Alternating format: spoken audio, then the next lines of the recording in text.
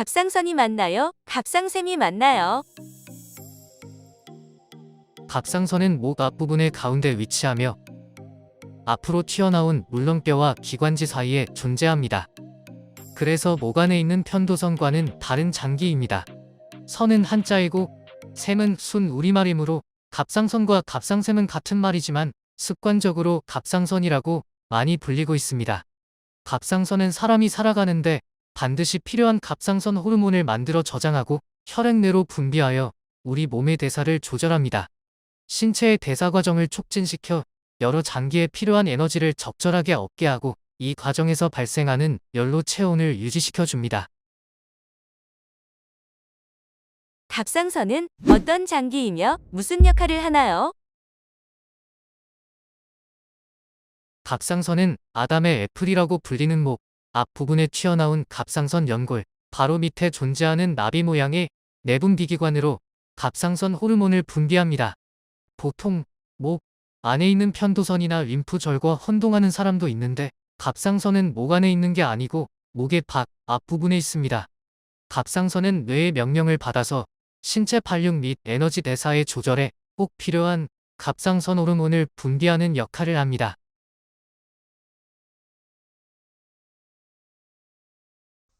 갑상선이 우리 몸의 에너지 대사를 조절하는데 갑상선에 이상이 오면 어떤 증상이 나타날까요? 갑상선을 설명할 때 숯불난로를 비유로 하면 이해가 쉽습니다. 우리 몸을 숯불난로에 비유하자면 갑상선 호르몬은 숯불난로의 공기통로와 같은 역할을 합니다. 이 공기통로를 많이 열면 숯불이 빨리 타고 닫으면 천천히 타는 것처럼 갑상선 호르몬은 우리 몸의 신진대사의 속도를 조절합니다. 즉, 갑상선 호르몬이 많아지면 대사 속도가 빨라져 기능 항진증이 되는데 땀을 많이 흘리고 신경이 예민해집니다. 또한 잘 먹는데도 살이 빠지며 심장이 빨리 뛰고 위장 운동도 빨라져서 대변을 자주 보거나 설사를 하게 됩니다.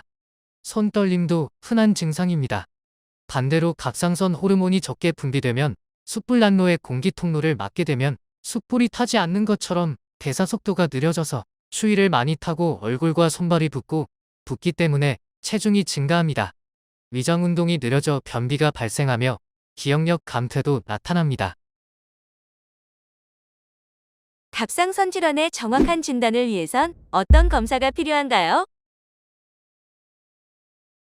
심한 상태의 갑상선 기능 항진이나 저하증이라면 환자의 모습만 슬쩍 봐도 진단할 수 있지만 확진을 위해선 혈액 검사와 초음파 검사가 필요합니다. 즉, 혈액 검사로는 갑상선 호르몬의 양이 많은지 적은지를 측정하고 갑상선에 대한 각종 자가항체 혹은 종양표지자를 측정합니다. 초음파로는 갑상선에 혹이 있는지를 검사하여 혹이 있으면 새침 검사로 암인지 단순 양성 종양인지를 구별합니다. 보통 CT나 MRI는 갑상선 질환 검사를 위해 찍는 경우는 드물고 갑상선 암의 수술 범위를 결정하기 위해 찍습니다.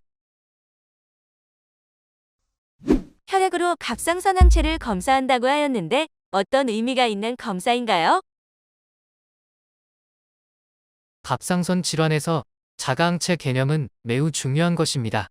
먼저 항체라고 하는 것은 예를 들어 독감 예방접종을 맞는다고 하면 독감균에 대한 항체가 생기도록 하는 주사입니다.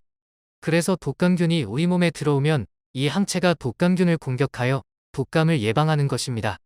그런데 어떤 이유에서인지는 모르지만 자기 몸, 즉 갑상선에 대한 항체가 생겨 스스로 갑상선을 외부 물질로 착각하여 공격하는 것입니다.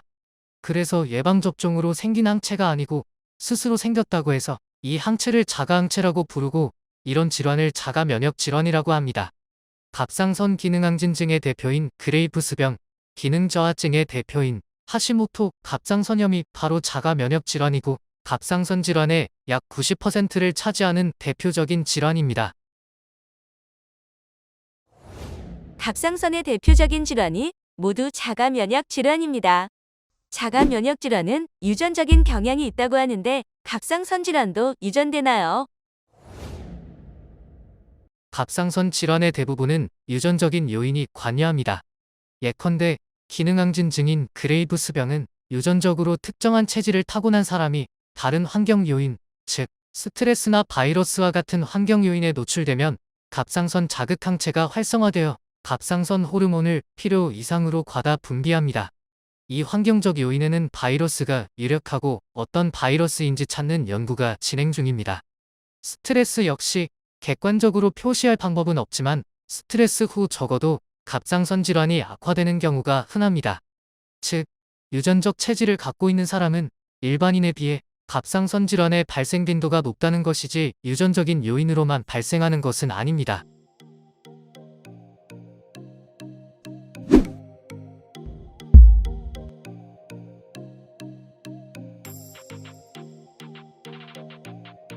갑상선은 우리 주변에 비교적 흔히 볼 수 있는 질환입니다. 다행스럽게 갑상선 때문에 일상생활이 어려울 만큼 고통스러운 경우는 드뭅니다. 다만 방심하다 보면 쉽게 치료할 수 있는 시기를 놓치는 경우가 있고 조금만 신경 쓰면 편하게 지낼 수 있는데 치료를 소홀히 해서 여러 가지 증상을 안고 지내는 경우가 많습니다. 갑상선 치료제는 임신 중에 먹어도 안전한 약이므로 오래 먹더라도 안심하고 먹어도 됩니다. 요오드 역시 현재 우리나라 사람들이 보편적으로 먹는 식사만으로 충분하므로 따로 보충할 필요는 없습니다. 또한 암으로 수술했다고 해서 미역, 다시마와 같은 요오드가 많은 음식을 안 먹을 이유도 없습니다. 진료실에서 이러한 궁금증을 다 해결하기란 의사나 환자 모두에게 쉽지 않은 게 현실입니다. 또한 인터넷에 올라와 있는 근거 없는 처방 의사마다 설명과 처방이 다르고 의사의 표현을 이해하지 못해 혼동스럽게 생각하는 환자들을 위해 전문적인 지식을 가급적 줄이고 대부분의 갑상선 전문의가 꼭 알려주고 싶은 올바른 정보를 제공하려고 노력했습니다.